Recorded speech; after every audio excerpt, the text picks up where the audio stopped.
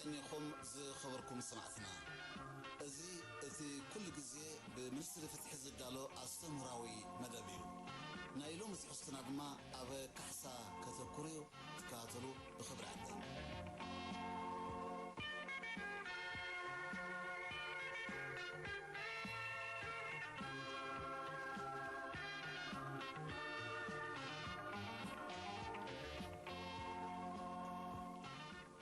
زخبركم سمعتنا دكسب اب غعزه هيوتهم بخما اتوم زامسلو سبات ديما ديل كويد ما بدنجث ناي هيوت اكل وي ناي نبرت غدات كغاطمم يخيليو كما ابنت بحدقا مكينه بوزبي ويد ما خونيلكا زفصم اكل مغدال وزته كتقسيكال اثي حدقان غداتن زصعبه بدلنيا دما نتبدالي كخحس سيفيلاو حقي ارترا كاب زسفرو محوي اغباباتيو اثي زخفل متن كحساغن نربحه وي زي غبو بلصغنا نمركاب زي كونس مستي زورده مغداتي زمطاطن تباهيديو ابهلن لمد الحبرت سبنا غار وي كحسا مبلع زي راس كالو ገንዘብ كم مبلع سلاز قصر بمنقدي عرقن شمغلنان ጉዳያት ናይ ምድቃስ ልምዲ ሓደ ካብቶም ከመ መለለይና ዝጥቀሱ ክብርታትና እዩ ኣብዚ ዋን ዞን እንተኾነ ብገለ ኣብነታውያን ስድራቤት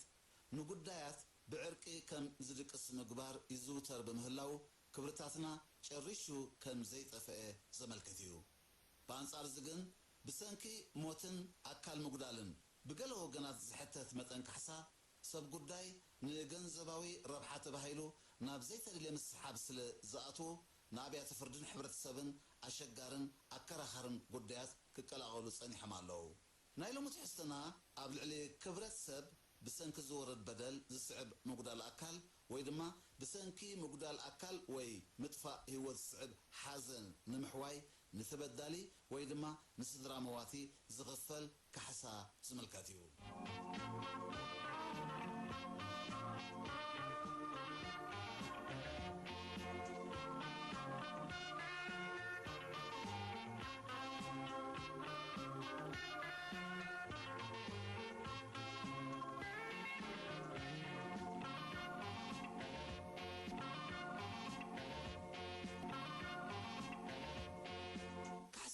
እንታይ ማለት እዩ ካሕሳ ሓደ ሰብ ኣብ ልዕሊ ካልእ ሰብ ንዘውርዶ ጉድኣት ንምሕዋይ ብዓይነት ወይ ብገንዘብ ዝኽፈል ተባሂሉ ክግለጽ ይከኣል ካሕሳ ተበዳሊ ወገን ብሰንኪቲ ዝወረዶ ማህሰይቲ ንዝጎደሎ ነገር ይምልእ ተባሂሉ ስለ ዝእመን ኣብ ሕብረተሰብ ኤርትራ ከከም ኩነታት እቲ ዝወረዶ ጉድኣትን ብመሰረት ኣብ ከከባቢኡ ዝመሓደረሉ ያታዊ ሕግታትን መጠን ጉድኣት ዝግምገመሉን ዝኽፈለሉን ኣገባባት ካሕሳ ኣሎ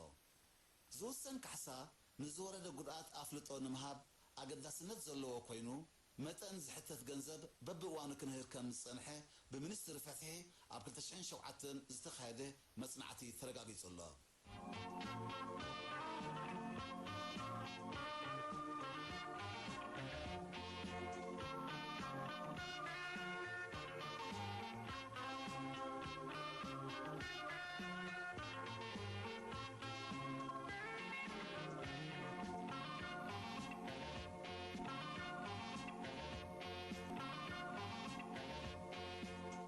ኩነታት ካሕሳን ኣመታቱን ኣብዚ ግዜ ዝንተሪና ብፍላይ ናይ ሞት ሓደጋ ኣብ ዘጋጥመሉ ገለ ስድራ ቤት መዋቲ ዓቕኑ ዝሓለፈ ካብ 1 ሚልዮን ክሳብ 3 ሚልዮን ናቕፋ ዝበፅሕ ካሕሳ ካብ ስድራ ቤት በዳሊ ክሓቱ ይረኣዩ ኣለዉ እዚ ድማ ዋላ እውን ኩሉ ዘመድ በብዓቕሙ ኣዋፂኡ ክኸፍሎ እንተዝፍትን ኣብ ዘይክእለሉ ደረጃ ተበፂሑ ኣሎ ኣብዚ እዋን እዚ بابيات فردز وهاب كحسا بعيني رتعيث رأيو بفلاي بسنكي موت تبدالي قبل بمواتي زنابيو تحت عدم ولداتن بعالتي بيتن كورد نزخل قطبا وكسرا أبقمت بمتاو تقمقمو زو السانيو أزرما بهواتو انتزهلو مزينة فلس راح سرأيو كساب كندي آتاوي كركب يخد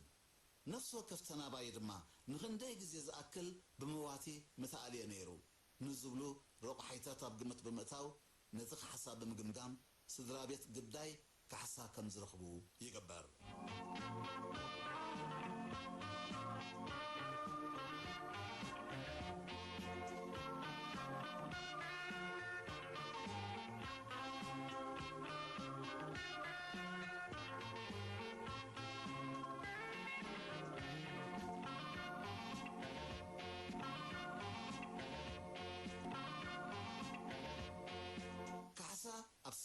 ሕጊ ኤርትራ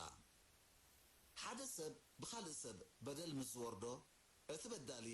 ብመትከላት ዘይውዕላዊ ተሓታትነት ናይ ሲቪላዊ ሕጊ ተሓታቲ ይኸውን እቲ በደለኛ ዘይውዕላዊ ሲቪላዊ ተሓታትነት ከም ዘለዎ ተረጋጊፁ ምስ ተወሰነ ቀፂሉ ብኻልኣይ ደረጃ ዝቐርብ ሕቶ ምውሳን መጠን ካሕሳ እዩ ምውሳን መጠን ካሕሳ ማለት ዓይነትን መጠንን ዝወረደ ጉድኣት ምንጻር ማለት እዩ እቲ ተበዳሊ ብሰንኪቲ ብበዳሊ ዝወረዶ በደል ገንዘባዊ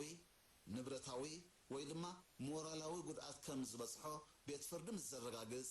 ንበዳሊ ተሓታቲ ብምግባር ንተበዳሊ ክኽሕሶ ይእዝዝ ኣብ ሲቪላዊ ሕጊ ኤርትራ ክልተ ዓይነት ካሕሳ ተደንጊጎም ኣለዉ ንሳቶም ድማ ገንዘባዊ ካሕሳን ዘይገንዘባዊ ካሕሳን ይበሃሉ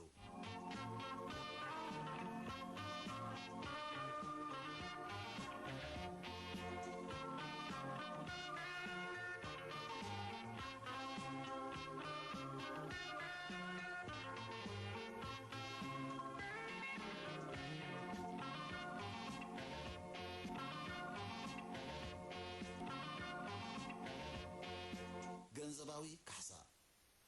ገንዘባዊ ካሕሳ ንክልተ ዓይነት ጉድኣታት ማለት ንንዋታውን ሞራላውን ጉድኣት ክውሰን ዝኽእል ዓይነት ካሕሳ እዩ ካብዚ ብምቕጻል እምበኣር ክልቲኦም ዓይነታት ገንዘባዊ ካሕሳ ብቕደም ተኸተል ዘምስዕብ እዮም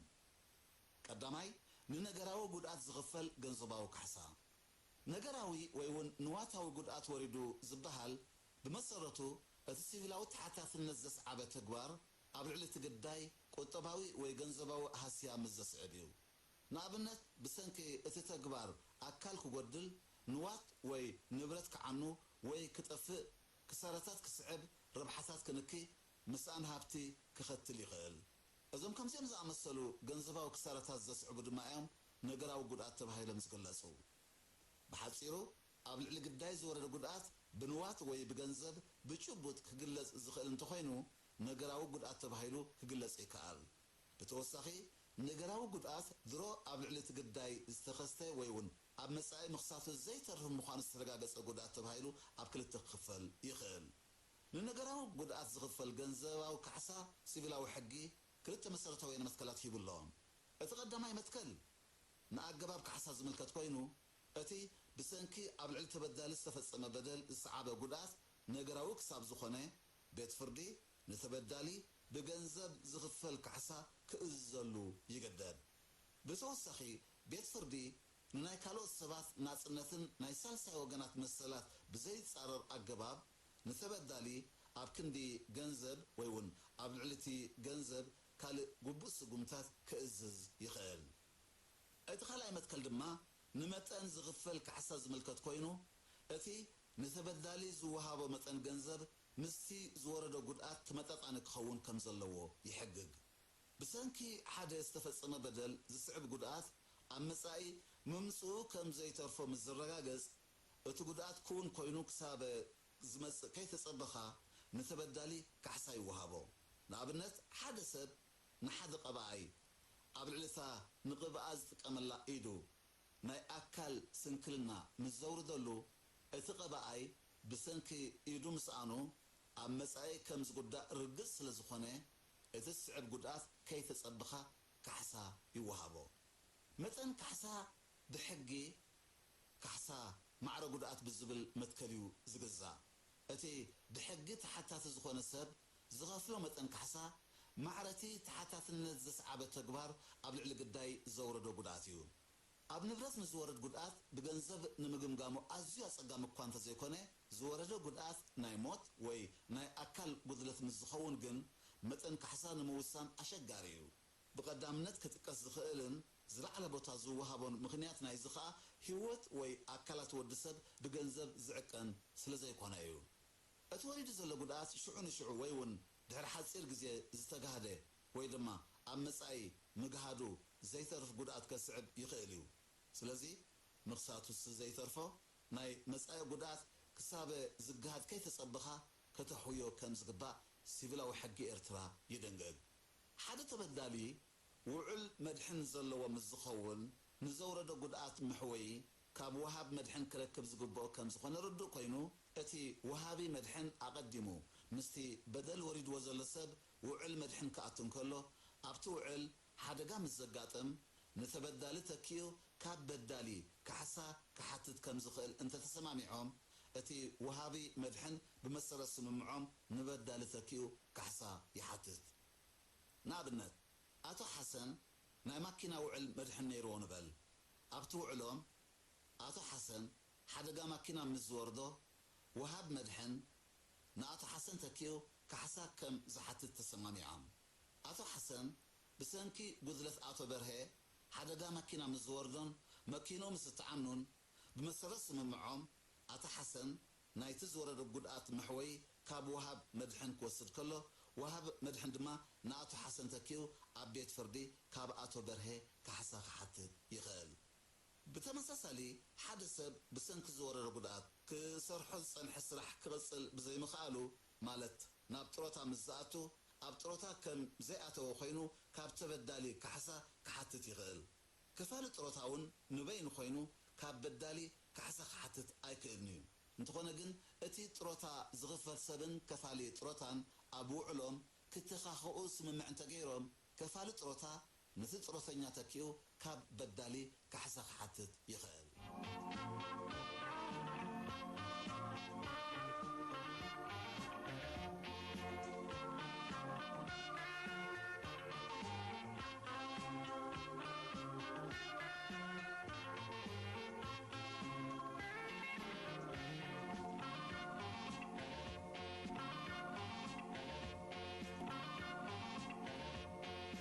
ሓደ ሰብ ብሰንኪ ዝወረደ ጉድኣት ሞት ምስ ዘጋጥሞ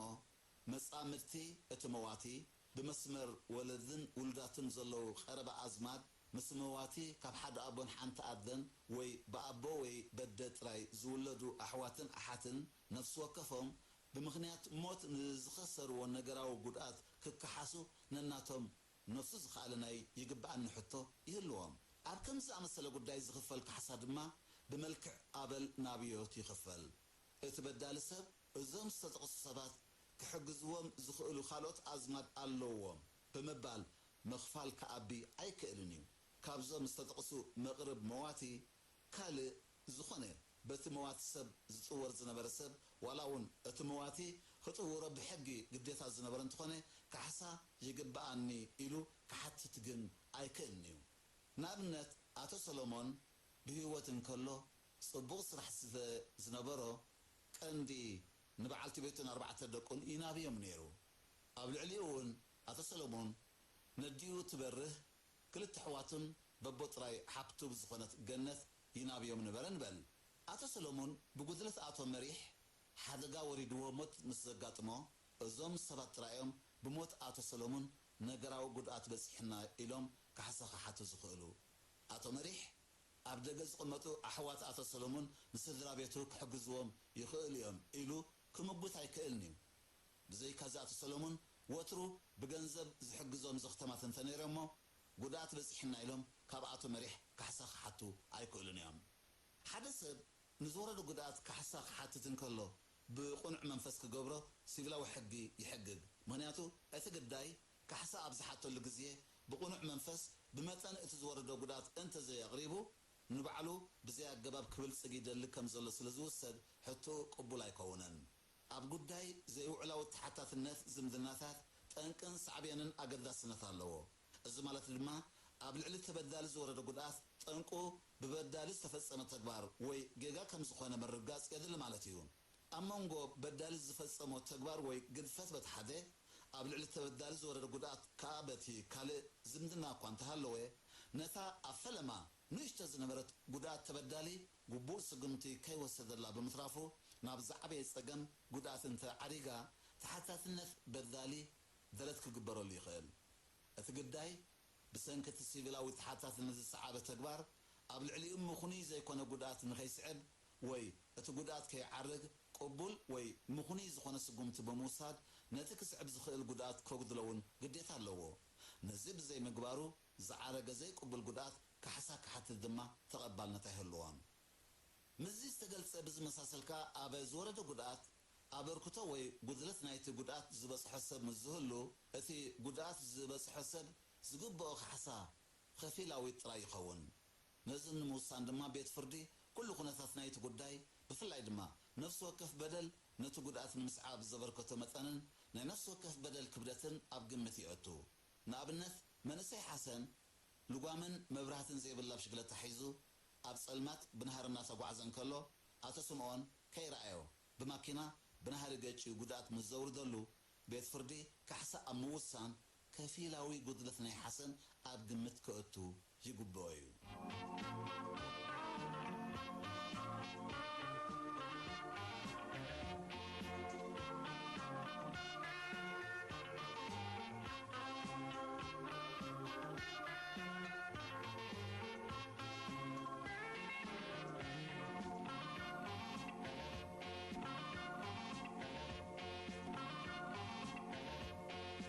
امبار زي خبركم سمعتنا نلومي بزي اخلنا زمت صمون ابز قداي كحسا عملكيتنا بزعبا كحسا زقدر له كنثات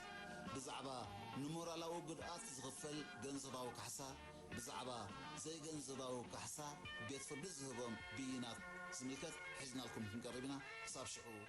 حنقل